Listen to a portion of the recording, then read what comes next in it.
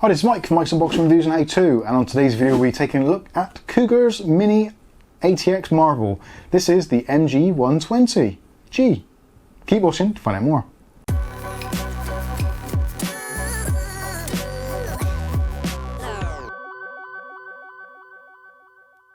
Okay, so in today's video we'll be taking a look at Cougar's MG120G. This is a micro-ATX case which comes in at a ridiculously low price point. Now, I was actually posted in the direction of this by two of our Discord members, Seam at Night and Dave Aitken, and they recommended it to me. And I looked at it, and I got to be honest with you, immediately the shutters went up, and I had visions of the Cooler Masterbox 3.1. But I'm actually happy to say there's quite a few nice features about this case, which really do make it worth the less than £30 it costs at the moment on Amazon.co.uk. Yeah, that's right, less than £30. This actually cost me, I think it's about £29.50, including postage from Prime, obviously, free postage. But for less than £30 for a tempered glass micro-ATX case with a few stylish features and actually a lot of flexibility, could be just the right choice for your little budget builds. So we're going to go through, show you some of the features of the case itself. I'm then going to go and put a build in it, which will probably be done in a live stream, so we'll have a slight intermission between that. And then we'll come back at the end with some of our testing results and also my final verdict. Okay, so starting with the front of this case, as you can see, there is a what looks to be glass panel, but unfortunately this is acrylic plastic, and even worse, it is kind of orange. It's great if you're into sepia tone, but it's not really what I would choose myself. Now, there's a few things about this case which actually are really kind of pissing me off, if I'm completely honest with you. This case is so near to being perfect, it's untrue. There's so many cool features about this case, but there's just a few little things which just really do blow my mind of like, how do you think this is even right in 2020 or 2021 to be releasing a case with these kind of weird things? And one of them is this front panel. Don't get me wrong, it looks great. And they call it a smart dark mirror finish, which I guess it kind of is. But it's not really the same colour as the side window. The side window, the tempered glass, is fantastic. It's a dark smoke tint glass. Absolutely brilliant. But then when you look at the front, it's orange. Why? Why would you do that to yourselves? It just doesn't compute. I'm going to take the front panel off so you can get a closer look at it and see what's actually going on behind, because actually behind it is another area of absolute genius. But let's have a look.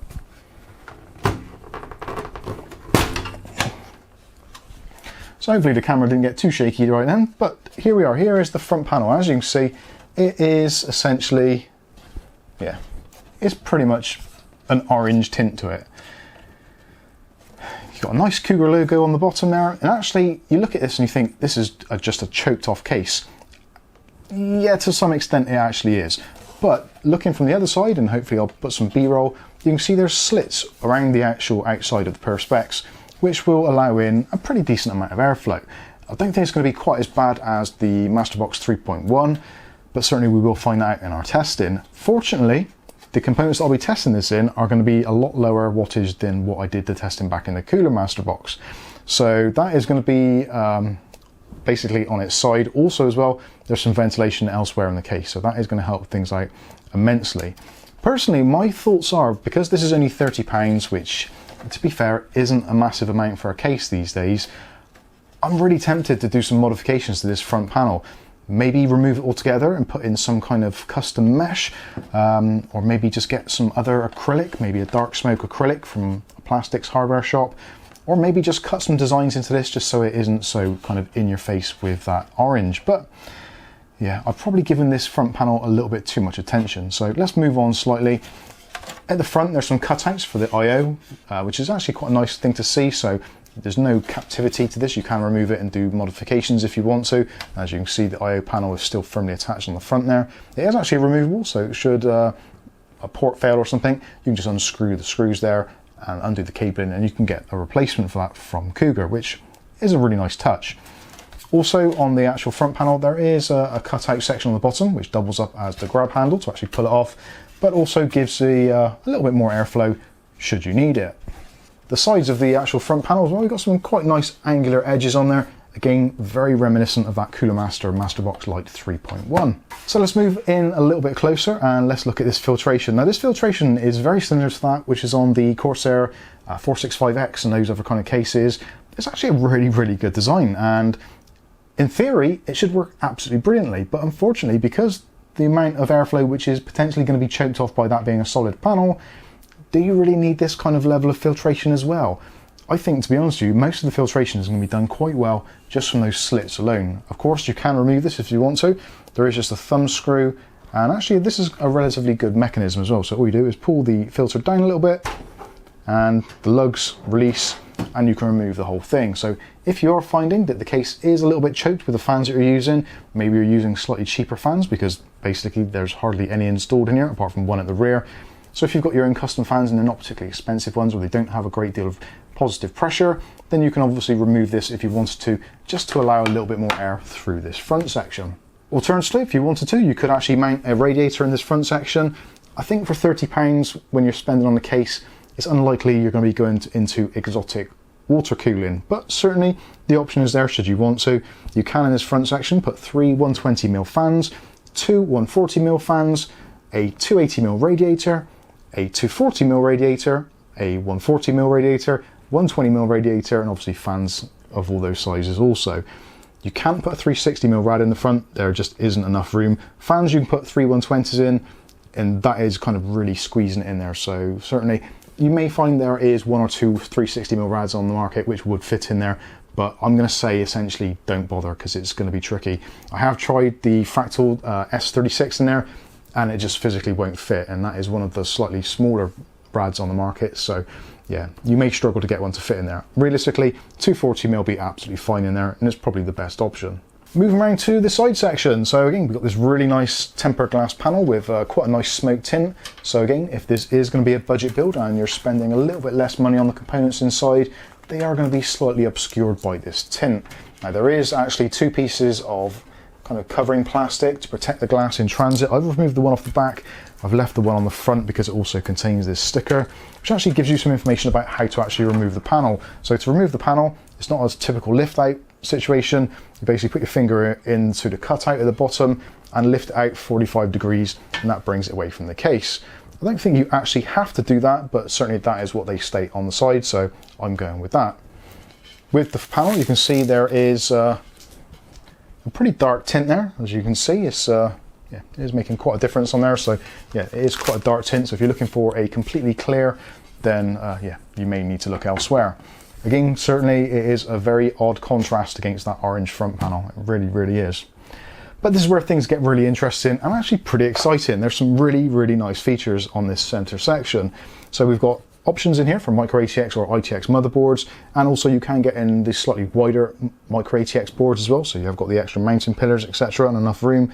There's some really nice punch outs for cable management, and they haven't gone overboard on that as well. So they've left some on the side, so this kind of, there is a little bit of blanking area to fit all sorts of things like radiators, reservoirs, all those kinds of things. So yeah, pretty cool there.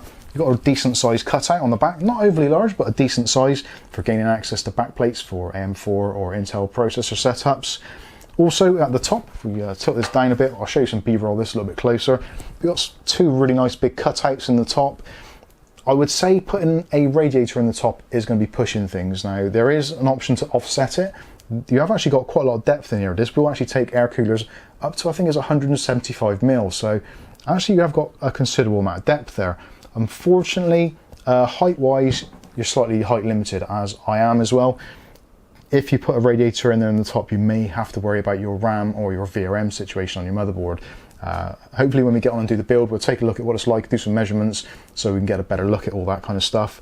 I may actually try and put a 240mm radiator in that top section, but again, we'll see how things go. This is essentially supposed to be a kind of budget case for budget builds.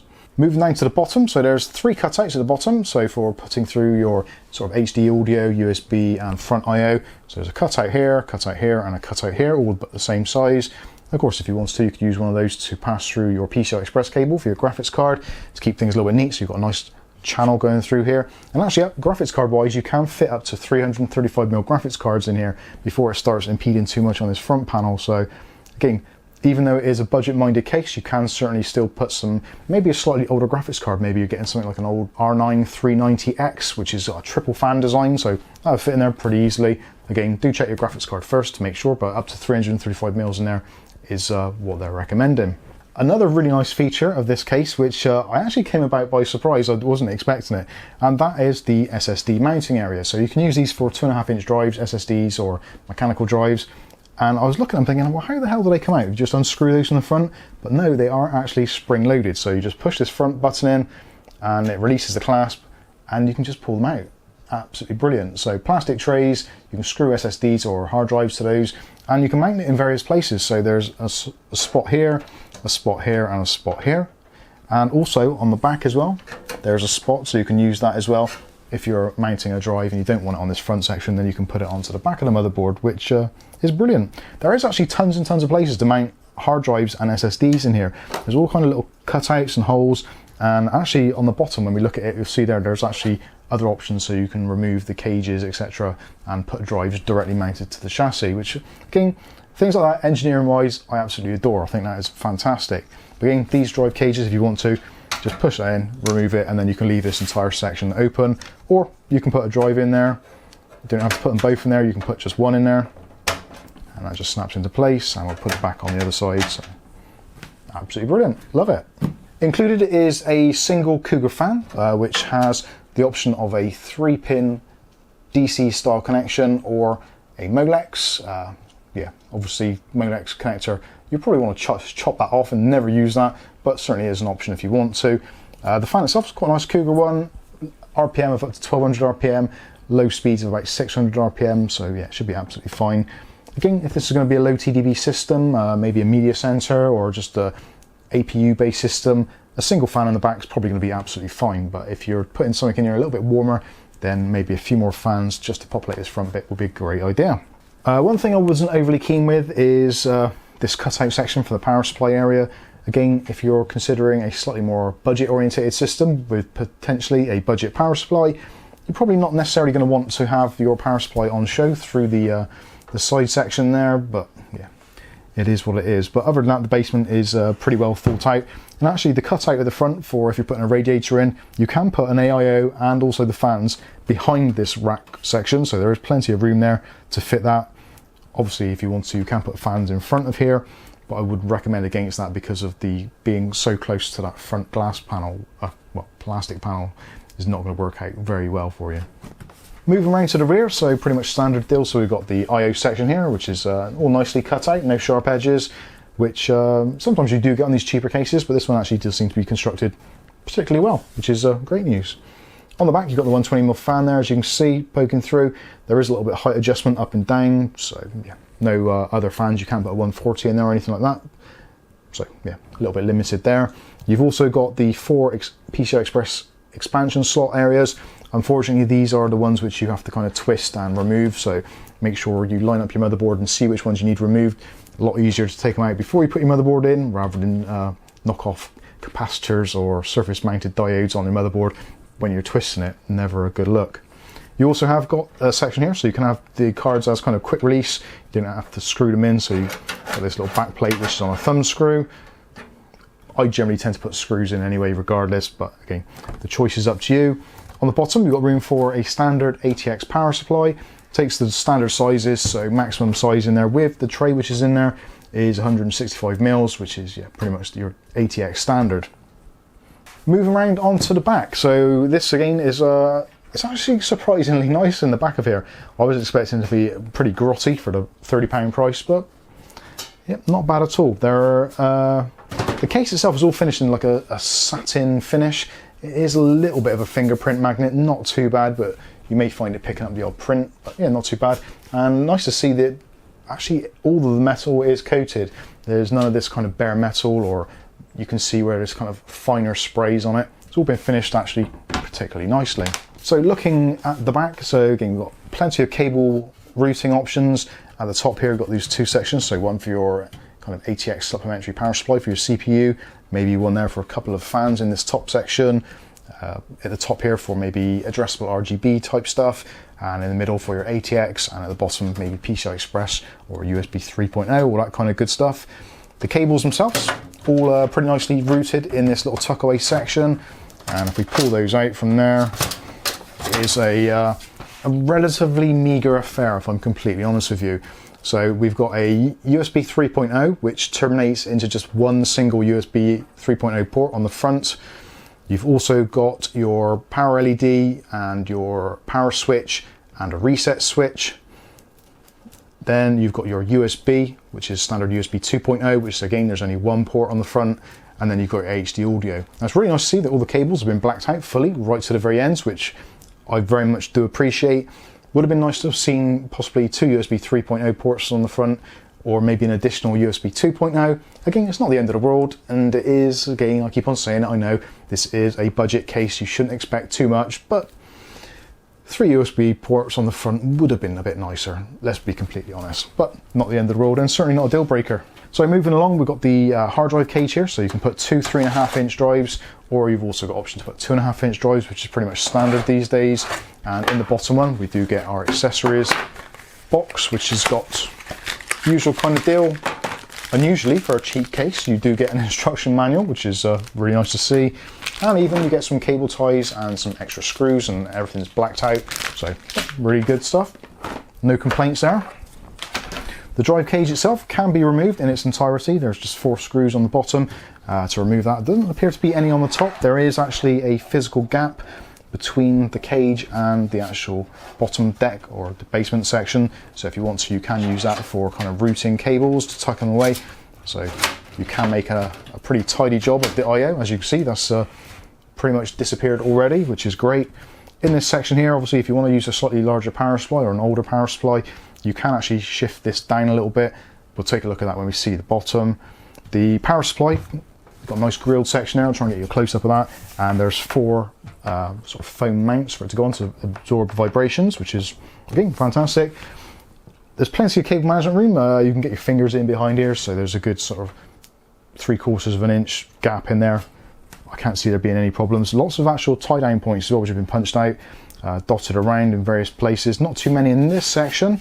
I think primarily probably because you could potentially end up putting a hard drive in there.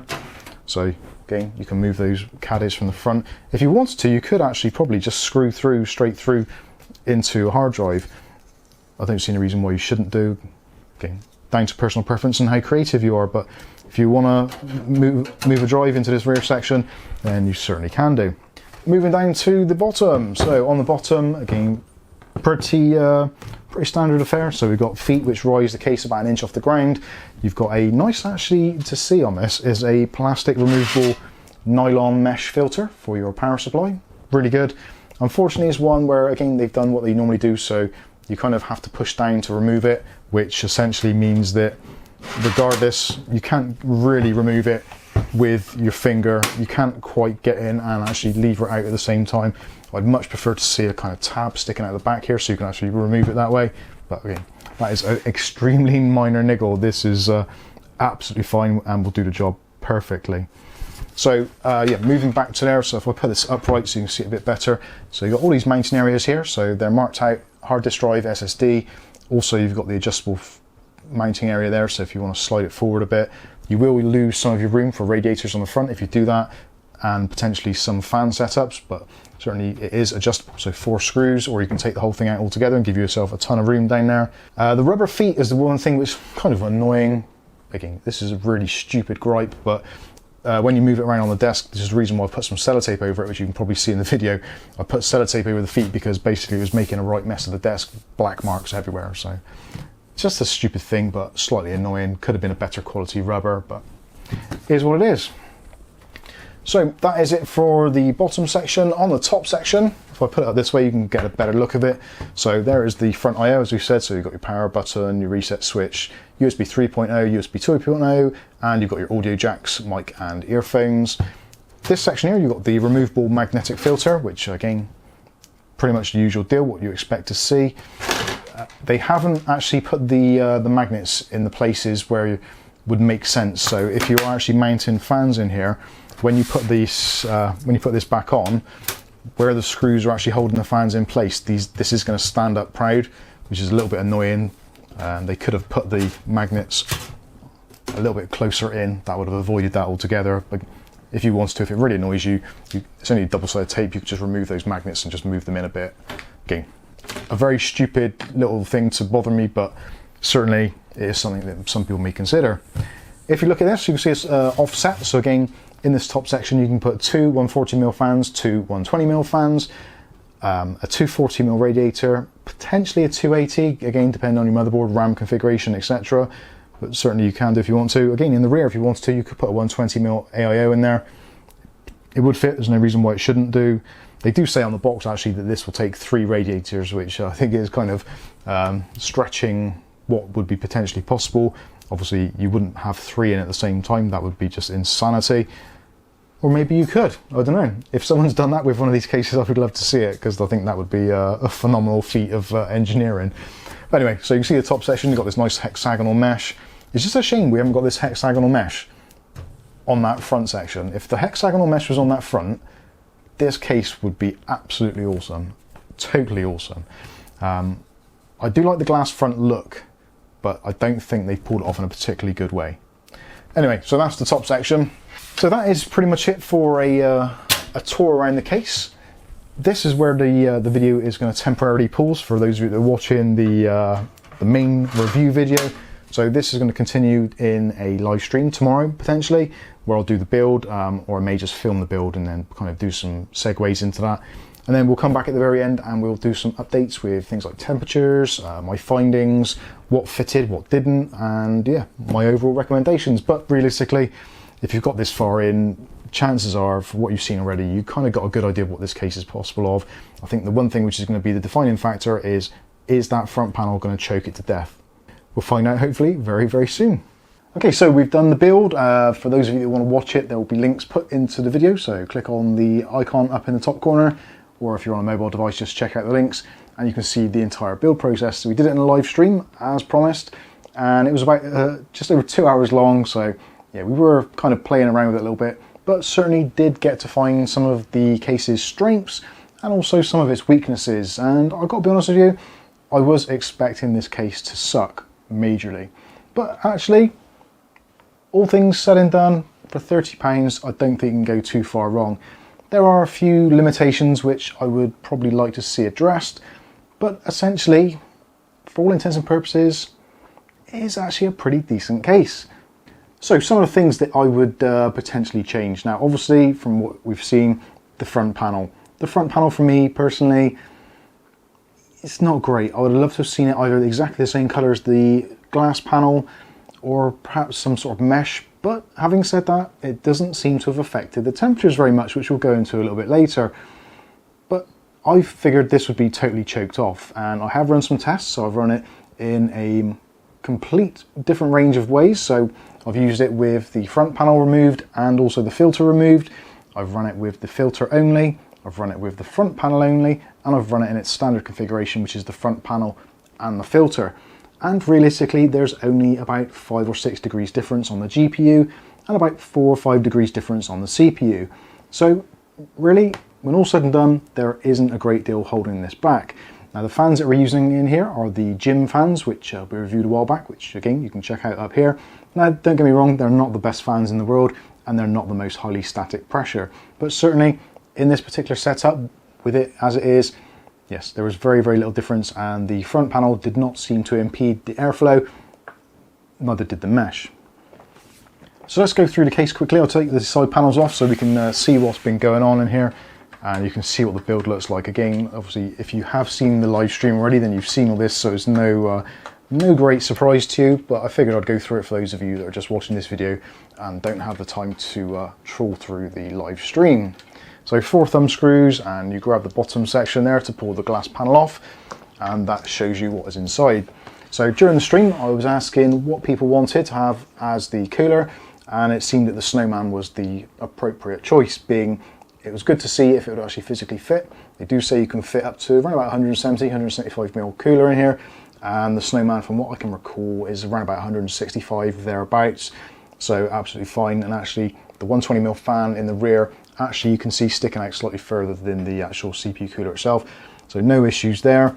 I did think that putting the CPU additional power connector in the top corner would have been a bit of a problem, even with this in here, but actually it went in there relatively fine. I did forget actually during the build to install the rear fan, the Cougar fan, so I did put that in after. That is included in the test results. With the fan in there, it is a little bit more difficult to get the connector in, but you could always do that to begin with, just pass the cable through. That would make life a lot easier. But yeah, essentially it went in very well. This is the MSI B550 Pro VDH Wi-Fi. Again, links will be in the video description of all the components used, and fitted in there absolutely fine. Cable management was very, very simple indeed, and hopefully looking at it, you can see I haven't made too bad of a job of it. It doesn't look too bad, although the blue part of the USB 3.0 sticking out like a sore thumb in the bottom there. But luckily, when the side panel's on, all of that kind of stuff is covered up. I was slightly concerned with the distance between the graphics card and the basement section, but this is pretty much the same for all these micro-ATX cases, and didn't really cause any real issues as such. Graphics card did get up to a maximum temperature of, I think it was about 82 to 83 degrees, which is a little bit warmer than what I would have liked, but certainly didn't cause any throttling and actually ran as intended.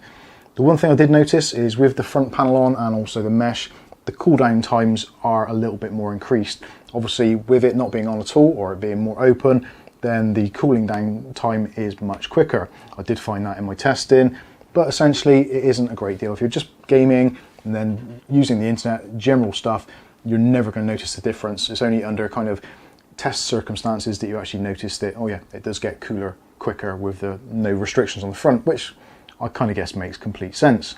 Moving around to this front section, this is another thing which kind of, it bothers me a little bit, is this cabling here and the fact that you can obviously put 3 120mm fans in, as I have done in this particular instance. If I take the filter off, you can see a little bit easier. So you have got 3 in there, but because they're RGB ones, the top one essentially is pretty much obliterated by this cabling and also that bar. And also this bar in the middle is a little bit of annoyance, but not too bad at all. Once you put the grill in front, again, you've got these extra bars, so it doesn't really detract from it too much.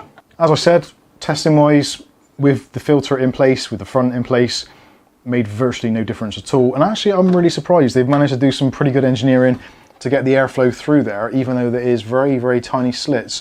The fans, like I said, aren't the highest of pressure, so they're not pulling in a tremendous amount of air.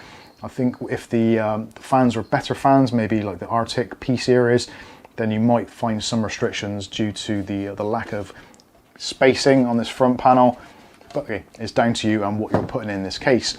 Realistically, a £30 case, you're not going to be putting really, really expensive components in here. At least I would hope you're not. Certainly with the Ryzen 3 3100 in there and the 2060 Super, I think this is pretty much the ideal solution. Maybe you could put in a 6-core chip, 12 threads, that kind of thing. Maybe the Intel alternatives, and you'll be absolutely fine. If you started to go up to some of the higher thread counts, like 8 cores or even higher, then I think this case would start to struggle. But certainly with the relatively low TDP of 65 watts and that particular graphics card, it's handled it absolutely fine, which I wasn't really expecting, if I'm completely honest. Moving around to the rear, again, cable management, I haven't done a particularly tidy job of this because this is essentially pretty much straight after the stream, so I haven't had a great deal of time. Obviously, if I wanted to, I could spend a bit more time tidying this up. But certainly it's absolutely fine. With the case on, it just kind of pushes it all in neatly. And yeah, even though there is 3 fans, you've got all the RGB wiring, and you've also got this RGB hub in the back here. Yeah, totally doable. It's yeah, no issues at all. See here, you can get really good access to the backplate should you want to change the cooler out for some other model. Generally, most AMD ones you will use the same backplate, but if you're using Intel, then again, shouldn't be a problem. Plenty of room for the power supply as well. We've got a relatively smallish power supply here. This is the Aerocool 700 watt semi-modular, and yeah, it's done absolutely fine. Again, the wires are a little bit untidy and they are flat cables, but they all press down nicely. No real issues getting the side panel on at all. So I suppose really we should talk about the temperatures. The temperatures, I'm going to read these off from my notes, which I created earlier, and I'll maybe get some graphs or some kind of background here so you can see what was going on. But first of all, we tested with the case pretty much in this configuration, obviously with the side panels on, with the filter on the top, with 3 fans up front and 1 on the rear. And the lowest recorded temperature on the CPU was 29 degrees C. So that is basically the PC doing nothing, shut down pretty much most tasks. So 29 degrees C. Now this is all in a 23, 24 degree room, so about 5 or 6 degrees over ambient, which is absolutely fine. the highest recorded temperature when running Cinebench R23 from the Windows Store. That went up then to 52 degrees in the completely open configuration. Again, absolutely fine. When I did the initial run of this with the fresh paste on, etc. in the stream, I think we hit around like 61. So certainly after letting the PC cool down, restarting and letting that kind of find its equilibrium, absolutely fine. Moving on to the graphics card side of things, lowest recorded temperature with this completely open configuration was 29 degrees C. Now the graphics card doesn't have zero fan technology, so the fans were continually running at around about 1100 RPM, so obviously do take that into consideration. If you're using a zero fan model, obviously it will go up to either 40, 50 or 60 degrees, whatever the graphics card's temperature is meant to be for that technology. Running a Unigine Heaven benchmark, just one pass just to kind of build up some heat to see what it was like. We got up to a temperature of 77 degrees on the graphics card in the fully open situation, and the actual score from Unigine Heaven was 5647 with a lowest recorded frame rate of 9.6 frames per second, which is awful, and a maximum of 405, which is pretty much where you expect it to be. Again, hopefully these will be on the screen so you can see those in more detail. Moving on next to the case test, so essentially just with this filter put in place, side panel still on, exactly the same configuration. Lowest recorded temperature on the CPU was actually identical, 29 degrees C. In Cinebench, after a couple of laps, that was 53 degrees, so 1 degree hotter. So essentially this makes virtually no difference whatsoever. We then run Unigine Heaven once more, and we got a score of 5661. So actually slightly better than the previous one. I think that was because we didn't have a stutter. There seemed to have been a stutter in the first run. In the second run, our lowest recorded FPS was 48 FPS, and the highest was 399.7. So yeah, pretty good, and basically within spit-in difference, so made no real obvious change to the overall temperatures. Very, very fractional. Although saying that, the lowest recorded temperature with this on for the GPU was actually 30 degrees, and the highest recorded temperature was 80 degrees. So we gained 3 degrees on the top end, but we actually got a better score and a slightly more stable frames per second. And again, 1 degree on the GPU on idle is kind of within margin of error. Maybe if we'd have left it longer, it would have equalized to what it was anyway. So moving on to the third test, which is just this omitted and just with the front panel put on. This was actually a little bit of a weird one. I figured that it would be better than what it would be with that on as well, but certainly the scores didn't quite represent that. So the lowest CPU temperature was 31 degrees, so 2 degrees over the completely open version. Lowest temperature recorded there. The highest recorded temperature was 57 degrees, so we're looking about 5 degrees hotter for the CPU in that test. So we are starting to see there a little bit of difference where airflow not quite getting in there quite as quickly and keeping those temperatures down.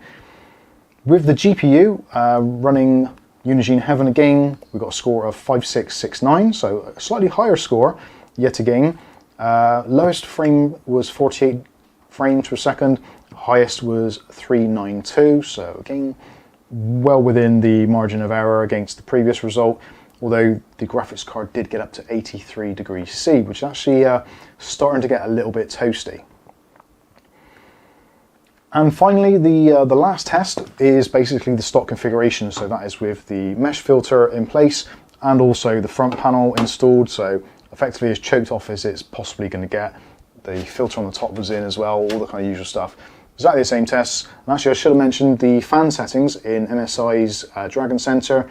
I tried to set it so the kind of the normal fan temperatures are around about 750 RPM for both the CPU cooler and also the rear mounted fan. These ones on the front were set to a static speed setting on the remote control of speed setting 2. So those were completely the same all the way through, no changes there. Maybe again, if we'd have had more RPM control on the fans, we could have seen slightly different temperatures, but I'm just trying to show you the differences in this kind of stock configuration. So the last one, the lowest recorded CPU temperature was 31 degrees C. So again, 2 degrees over what it was with it completely open. The highest recorded temperature was actually slightly less than the previous one, and we had 55 degrees C, which I'm not entirely sure how that worked out. with the Cinebench scores as well, I did record them. So we had a 5925 with the completely closed off section. With just the front panel on, it was 5913. With the front open and just a filter, we got 5904. And with the thing completely open, weirdly, the very first test we run, we've got a 5898, which was actually the lowest and the worst of the scores. So yeah, I'm not too sure what was going on there in the open configuration. I did run it a couple of times and I did get to replicate the test, so I really don't know what was going on there. I did actually run this test again during the stream, and we managed to get a 6000 on Cinebench, so that was with a few other things closed down. So although the system was exactly the same each time, these aren't the best possible scores. I totally get that, and obviously depending on what programs are running in the background, Windows Update, all that kind of stuff, there's some things which you struggle to take out of the mix. But I did try to run all 4 of these tests within quick succession using the same system settings, no reboots, literally just as it was. So they are as close as I can possibly get them without doing a fresh install every single time and then doing all the Windows updates. So essentially you're getting to see the difference. Really what I'm trying to get around is this front panel choking the system? And certainly in this configuration, it really doesn't seem to be, which actually really does surprise me. Yes, the temperatures do raise a little bit. We've got 82 degrees on the maximum with the closed section, which is 1 degree cooler for some bizarre reason. We actually got almost identical results. So the graphics card itself does actually seem to perform slightly better when it's getting hotter. Now I know that happens with certain other devices such as SSDs. They generally tend to perform better in a certain kind of temperature range, so maybe that is the case with this particular graphics card. But still, we're looking more at the core thing, is does this case choke the system? And really, from what I can see from the results there, it doesn't, which is excellent news, because it means you don't have to replace the front panel for some mesh, which I wasn't really looking forward to, if I'm completely honest. So I think that's going to pretty much wrap this one up. I would have loved to have given more information on it, but really it's kind of outside the realms of my testing abilities. I've done pretty much what I think what most people with a similar kind of setup are going to do. So just see, does it choke it? Does it need extra cooling? The fans, again, changing those fans for RPM controlled fans could have a really big change in on this. So I was tempted just to take the fans out altogether and just run it with the stock rear fan on its own. But I think most people are going to buy this case are actually going to put a couple of fans in at least at the front. But let me know if you want to see more testing and other things tested actually in this chassis. Let us know in the comments section below. But in the meantime, I've been Mike. This is Mike's Unboxing Reviews and How To. And hopefully we'll catch you in the very next video. Thanks for watching.